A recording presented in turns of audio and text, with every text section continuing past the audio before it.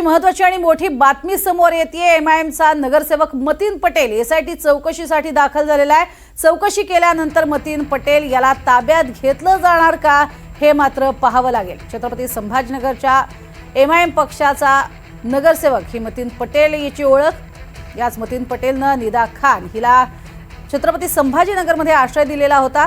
नाशिक धर्मांतरण प्रकरणामध्ये निदा खान ही मुख्य आरोपी असल्याचं सांगितलं जात होतं आणि त्यातच ती फरार होती। बराच काळ ती मिळत नव्हती, मात्र तिला छत्रपती संभाजीनगरमध्ये ज्या ठिकाणी लपवलेलं होतं त्या ठिकाणी अर्थातच एमआयएमचे नगरसेवक मतीन पटेल यांनी तिला आश्रय दिल्याची माहिती समोर आली। त्यानंतर छत्रपती संभाजीनगरमध्ये सुद्धा जोरदार कारवाई झाली। त्यात अनधिकृत घर आणि अनधिकृत कार्यालय मतीन पटेलचं तोडण्यात आलं। तसंच ज्या ठिकाणी निदाला लपवलेलं होतं त्या ठिकाणावरती सुद्धा हातोडा चालवण्यात आला होता आणि त्यानंतर मतीन पटेल कुठे असा सवाल विचारला जात होता।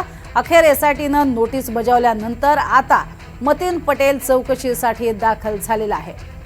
आता या संपूर्ण प्रकरणामध्ये मतीन पटेल याची देखील चौकशी होणार आहे, कारण या धर्मांतरण प्रकरणामध्ये त्याचाही काही हात आहे का याची आता विचारणा केली जाणार आहे। कारण निदा खानला मदत करणं हे अर्थातच मतीन पटेल याला भोवलं होतं। छत्रपती संभाजीनगरमध्ये बांधलेलं घर जे अनधिकृत होतं, ज्याला वारंवार नोटीस दिली जात होती, त्या नोटीसला उत्तरही मतीन पटेलकडनं दिलं जात नव्हतं। अधिक माहिती घेऊयात, राहुल वाघ आमचे प्रतिनिधी आपल्या सोबत आहेत। राहुल, अखेर मतीन पटेल एसआयटी चौकशीसाठी दाखल झालाय। टीसीएस प्रकरणातील मुख्य आरोपी निदा खानीला आश्रय देण्याप्रकरणी मतीन पटेल याला एसआयटी कडून चौकशीसाठी नोटीस बजावण्यात आलेली होती। सकाळी 10:45 हजर राहण्यासाठी त्याला नोटीस बजावण्यात आलेली होती, मात्र तो आता 1 तास उशिराने या ठिकाणी चौकशीसाठी दाखल झालेला आहे। एसआयटीचे प्रमुख संदीप मिटके हे स्वतः मतीन पटेल याची चौकशी करणार असल्याची माहिती देण्यात आलेली आहे।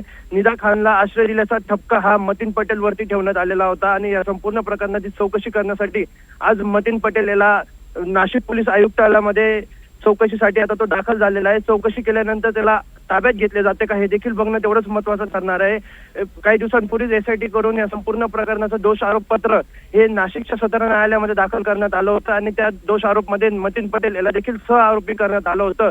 आता एकंदरीतच हे बघणं महत्त्वाचं ठरणार आहे की मतीन पटेल याची चौकशी नेमकी किती काळ चालते आणि तो आणखी कोणाकोणाचे नावं या ठिकाणी चौकशी दरम्यान सांगतो का हे देखील बघणं तेवढंच महत्त्वाचं ठरणार आहे। प्रज्ञा, नक्कीच, आणि त्यामुळेच आता कोणती नवीन नावं समोर येतात हे देखील पाहावं लागेल। तुर्तास धन्यवाद या माहितीसाठी।